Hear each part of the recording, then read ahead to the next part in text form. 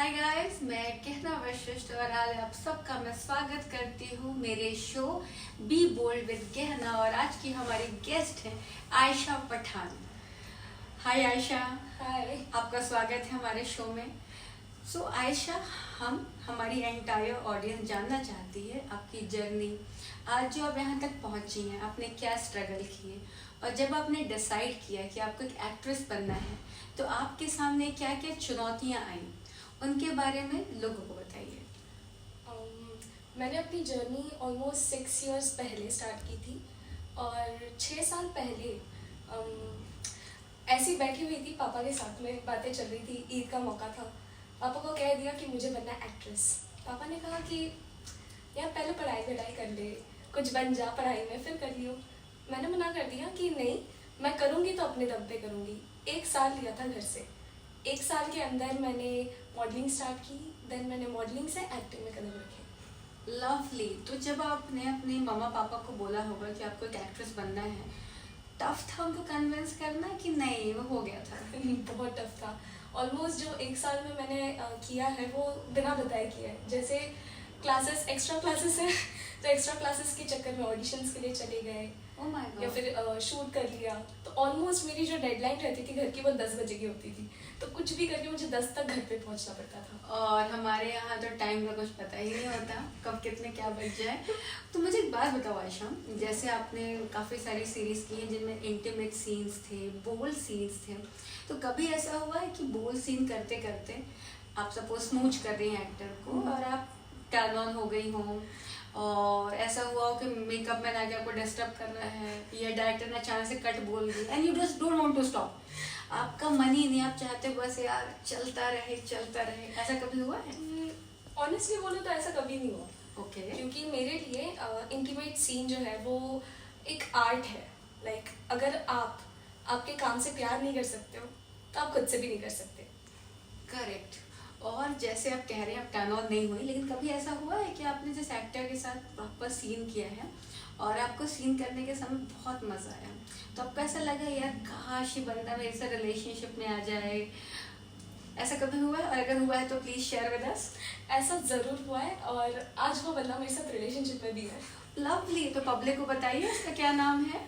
फरहान अंसारी। वाह फरहान, ग्रेट। तो कैसे क्या हुआ था बताइए पब्लिक को। हम शूट के लिए गए हुए थे केरला एंड हमने साथ में वहाँ पर एक वेब सीरीज शूट की, एक सॉन्ग शूट किया। शुरुआत में ऐसा कुछ था नहीं क्योंकि उस वक्त एक्चुअली जो वो हाँ बोलिए शेयर करिए, बताइए क्या हुआ था। नहीं कोई नहीं हंस लो। बहुत हंसी आ रही है। हंस लो। हाँ फिर आगे क्या हुआ? उस वक्त ये हुआ था कि हमारे ना साथ में फर्स्ट सीन हमारा इंटीमेट लगाया था सुबह उठते ही। तो 12 बज रहे थे और हमारा वो जो शूट था इंटीमेट ऑलमोस्ट 6 घंटा चला था, शाम के 5 बजे तक। तो टायर था का या रबड़ था? सड़क हमेशा चलती रहती है। तो बेचारे टायर को तुमने रगड़ डाला? हाँ एकदम। यस। तो पता चल गया कि ये लोहा मजबूत है, इसके साथ टिक सकते हैं। एक्चुअली ऐसा भी था कि वो भी टर्न ऑन हो गया था। वैसे मुझे लगा नहीं था कि फरहान इतना ठरकी है, but good, nice to know about him. अच्छा मुझे एक और बात बताओ, चूंकि आप कमिटेड हैं, दर्शकों आप लोग की चांस खत्म है, इनके पास इनका एक प्यारा सा बॉयफ्रेंड है, तो मुझे एक बात बताओ, जैसे ही इंटीमेट सीन्स होते हैं आपने कर रखे हैं, तो इस टाइम पे क्या माहौल होता है? डायरेक्टर आपको पहले से डिक्टेट करते हैं या कई बार ऐसा होता है कि आपको कुछ और बताया जा रहा है, हो कुछ और रहा है, या वहाँ पे जो सिचुएशन होती है बहुत फ्रेंडली होती है? क्योंकि पब्लिक को तो लगता है कि यार सब कुछ हो ही रहा है, पब्लिक तो ऐसा मान के बैठी है कि भाई आप कर ही रहे हो सब कुछ। तो हकीकत में क्या होता है पब्लिक को बताइए।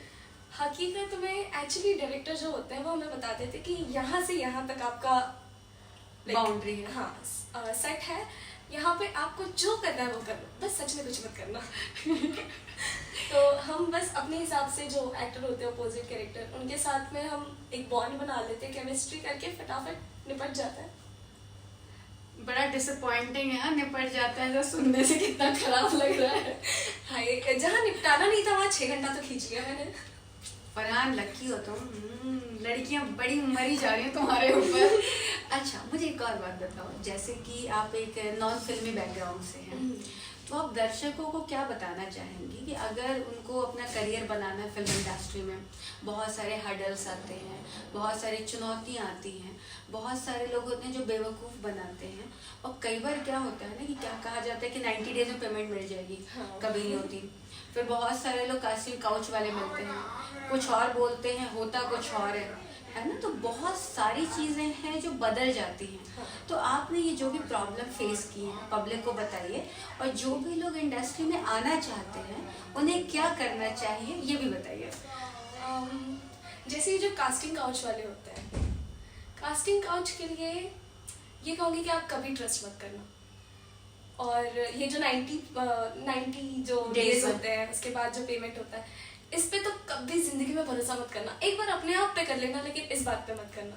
एग्जैक्टली। सो जब लोग कहते हैं ना 90 डेज में पेमेंट दी जाएगी, वो 90 डेज कभी नहीं आते। सो कम मिले, भले कम मिले, बट सेम डे ले लो और tata bye bye, that's the best way. हाँ। एंड और एक बात मुझे बताओ, जैसे हमने साथ में 2 सीरीज की, राइट? तो पहले सेट पे तो कोई और था, बाकी मैं पहुंच गई, और एक दूसरी सीरीज में मैं पूरे फुल टाइम आपकी डायरेक्टर थी, प्रोड्यूसर भी थे। सो मेरे साथ काम करके आपको कैसा लगा, ईमानदारी से? और मैंने आपको जो पहले बोला था आपसे, मैंने वही कराया या कुछ और कराया, ये भी पब्लिक को बताइए। सबसे पहली बात, जब पहले सेट पे मैं मिली थी तो उस दिन मुझे पहले बताया तो यही गया था कि गहना मैम का शूट है, लेकिन मैंने वहाँ पे पूरा दिन इनको नहीं देखा, तो मुझे बहुत ऐसे डिसअपॉइंटमेंट हो गई थी, बहुत बुरा लग रहा था। But then in the end, like night में ऑलमोस्ट पैकअप के टाइम पे आप आई थी, देन आपने जो डायरेक्शन दी एंड आपने जो काम कराया, पूरे दिन में जितना मज़ा नहीं आया उतना रात में आ गया था आपके आने के बाद। और उस दिन आपने मुझे एक बात बोली थी कि यार तुम हो तो बहुत छोटी सी, लेकिन तुमने काम बहुत अच्छा किया जितना मैंने देखा। तो ये बात मेरे दिल में छप गई थी। लाइक मेरे लिए एक बहुत बड़ा कॉम्प्लीमेंट है गहना वशित से ये लाइन सुनना कि तुमने काम अच्छा किया। देन हम सेकेंड सेट पे मिले थे। सेकेंड सेट पे जब इन्होंने मुझसे फिर से कहा था, एक रोने वाला सीन था ना उसमें स्टार्ट में, तो वो सीन इतना ब्यूटीफुल आया था कि इन्होंने मुझसे ये कहा कि तुम आर्टिस्ट बहुत अच्छी हो। मैं कभी किसी आर्टिस्ट को यूजुअली बोलती नहीं हूँ, लेकिन जब बोलती हूँ तो वो होता है। मेरे टॉप आर्टिस्ट मतलब इनके लिए ना, इनके लीड्स मतलब सिलेक्टेड होते हैं, तो उसमें अगर मेरा नाम आ गया तो बहुत बड़ी बात है। देखो बंदी ने पूरी तारीफ खुद की कर ली है। मैंने पूछा था कि मेरे साथ कैसा एक्सपीरियंस रहा, वो खुद में ही लगी हुई है कि मैं ये थी, मैं वो थी। तो कॉम्प्लीमेंट था आपने दिया। मेरा डायरेक्शन कैसा लगा ये भी बताओ। हाय, आपका डायरेक्शन याद आ रहा है मुझे अभी भी। यहाँ से ऐसे जो इनका डायरेक्शन है और जो ये चलती है, इनको खुद ही नहीं मालूम होता लेकिन ये चलती रहती है और वो बहुत अच्छा लगता है। जो ट्विस्ट लाती है स्टोरी में, इनकी स्टोरी भी अच्छा, इनकी स्टोरी जो होती है इनकी खुद की लिखी हुई होती है, जो पहले से कभी नहीं सोचती लेकिन हो जाती है, और बहुत अच्छा लगता है आपके साथ काम करके। मतलब आप अगर स्पॉट दादा भी है, कोई भी है, पूरी जो यूनिट है, हर यूनिट को सामने से जाके पूछेंगे कि आपने खाना खा लिया, आपने हो गया आपका पेमेंट, आपका सब कुछ हो गया। मतलब ये जो डाउन टू अर्थ इनका नेचर है ना, ये हर इंसान को ना इनसे अट्रैक्ट कर लेता है। Thank you so much Ayesha, सच बोलने के लिए। क्योंकि मुझे याद, आप खाना खाने के लिए बैठी थी एंड शायद वहाँ पे स्पॉट दादा ने इनको पानी ला कर दिया था, तो इन्होंने सबसे पहले अपना खाने की प्लेट साइड में रख के पानी दिया और इन्होंने कहा कि आपने खाना खा लिया। अरे नहीं नहीं, आप भी खा लीजिए, आप क्यों वेट कर रहे हैं, आप खा लो पहले, हम तो खाते पीते रहेंगे सारे। एग्जैक्टली जैसे एक टीम में प्रोड्यूसर होता है, उतनी ही वैल्यू एक स्पॉट दादा की भी है, क्योंकि कोई अगर हमारे लिए काम कर रहा है तो वो हमसे छोटा नहीं है, हम भी किसी और के लिए काम कर रहे हैं। अगर हम किसी को छोटा ट्रीट करेंगे तो कोई और हमें छोटा ट्रीट करेगा, तो हर इंसान बराबर है।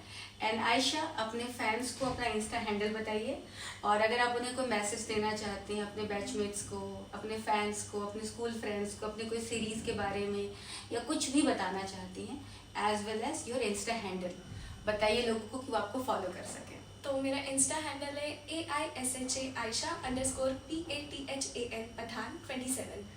तो सबसे पहले तो मैं ये कहना चाहूँगी कि जो मेरे फैंस हैं उन्होंने हमेशा मुझे बहुत प्यार दिया है, पिछले 6 साल में शायद 3 साल पहले से मेरे फैंस मुझे जानना शुरू कर दिया, तो तब से लेकर अब तक उन्होंने मुझे बहुत प्यार दिया है। भले मैं उन्हें दिखूँ ना दिखूँ, मैं इंस्टा पे एक्टिव रहूँ ना रहूँ, क्योंकि पास्ट 2 इयर्स मैंने इतना ज़्यादा इंस्टा देखा नहीं था, बट जितना उन्होंने मुझे प्यार दिया मुझे बहुत ज़्यादा खुशी हुई वो देखकर कि आप लोग मुझे अभी भी देख रहे हैं, अभी भी मुझे प्यार दे रहे हैं, तो इसके लिए थैंक यू सो मच। सो दोस्तों, ये थी आयशा पठान। इन्हें इंस्टा पे ज़रूर फॉलो करिए और अपना प्यार इसी तरीके से बरसाते रहिए ताकि ये बहुत सारा काम करें और ये बेहतरीन आर्टिस्ट हैं। Thank you Ayesha for joining us. Your thank you. Most welcome. Thank you. Bye bye. Bye.